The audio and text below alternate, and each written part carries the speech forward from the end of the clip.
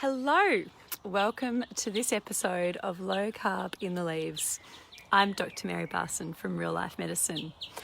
And this week, in honour of Next Saturday being Australian National Mental Health Day, I'm discussing the link between mood and food, which is more detailed and complicated than I think a lot of people may realise.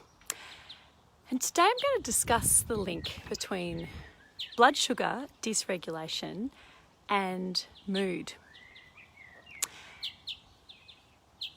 Blood sugar dysregulation may not be the first, second or third thing that people would think about when thinking about mental illness, anxiety, depression and other mental illnesses, but it really does have an important role to play.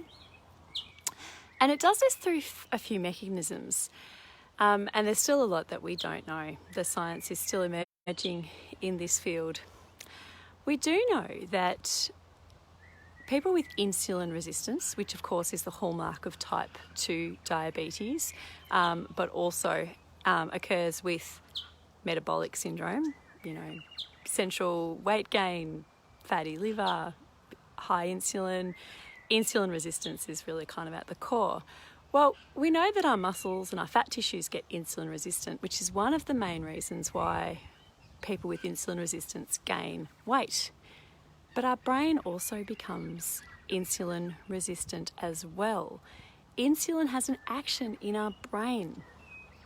Our brain is an insulin responsive organ.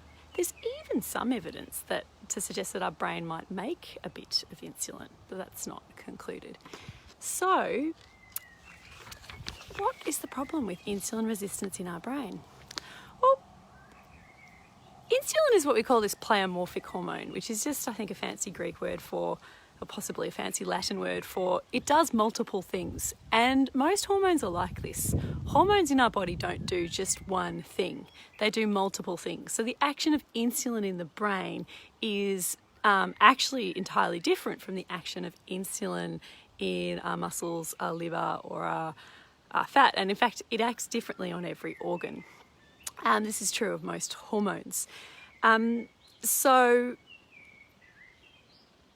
insulin resistance in the brain may contribute to weight gain, like it does in the muscle and the fat, but it also results in abnormal brain biochemistry and brain signalling, which is really interesting, and I think in some ways quite heartening, because we know that we've got a pretty good treatment to improve insulin resistance, or at least to make the problem of insulin resistance less severe, and that is by eating low carb real food. So it's actually really, really quite encouraging.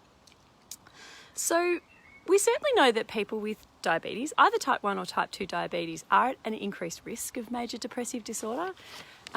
Indeed, before we had good treatments for type 1 diabetes, depression was a really significant issue, and it was one of the things that doctors used to help diagnose type 1 diabetes way back in the day. And there are several reasons why this might be. And you don't have to have type 2 diabetes to be insulin resistant, as we have discussed. Insulin resistance develops for many, many, many years before a diagnosis of type 2 diabetes occurs, and lots of people live with insulin resistance who never develop type 2 diabetes. So insulin resistance in the brain can, I guess, facilitate mood disorders by several mechanisms. One is that it may increase the clearance of our reward system pathways, our dopamine. So insulin resistance in the brain can, reduce dopamine, which is one of our feel-good hormones. Insulin resistance might also increase inflammation in the brain certainly has been shown in mice through its effect on one inflammatory marker called the tumour necrosis factor alpha, TNF alpha. And so it could be by inducing inflammation in the brain could facilitate mood disorders. And it has been known for a long time that mental illness is in fact largely an inflammatory disorder. It's inflammation in the brain that precipitates many mental health conditions. It could also reduce the capacity for the brain to form new connections and to heal itself, and also could impact what is called the hypothalamus pituitary adrenal axis, the HPA axis, or the stress pathway. So insulin resistance in the brain affects insulin signaling in the brain, which can then increase our response to stress or make us more prone to stress. So there's all of these ways in which insulin resistance affects the chemistry of our brain. And insulin resistance on its own actually wouldn't really be that dangerous as long as you don't eat a high carb diet. So it's the combination of insulin resistance plus an ongoing high carb, particularly, especially if it's a highly inflammatory diet, that precipitate all of these problems. And so it is very likely that by changing the food that we eat, by reducing the carbohydrate load, by also reducing the inflammatory load, so not eating processed foods with all of its pro-inflammatory additives and issues, then we could have a really good treatment for mental illness.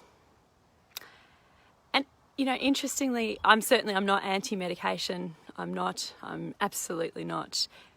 Antidepressants may improve insulin resistance in the short term, but they may, and this is not proven, make it worse in the long term. So there are lots of drug companies looking at this insulin signaling pathway in the brain and trying to come up with ways to manipulate it and enhance it to get new medications, which, you know, is good. I think medications are a powerful tool. However, a wonderful low-tech opportunity exists for us all here to change our diet and therefore change and improve our mood. I think I'll leave it there. All right, everyone, have a wonderful day. Always a joy chatting to you, and I'll see you again tomorrow. Bye-bye.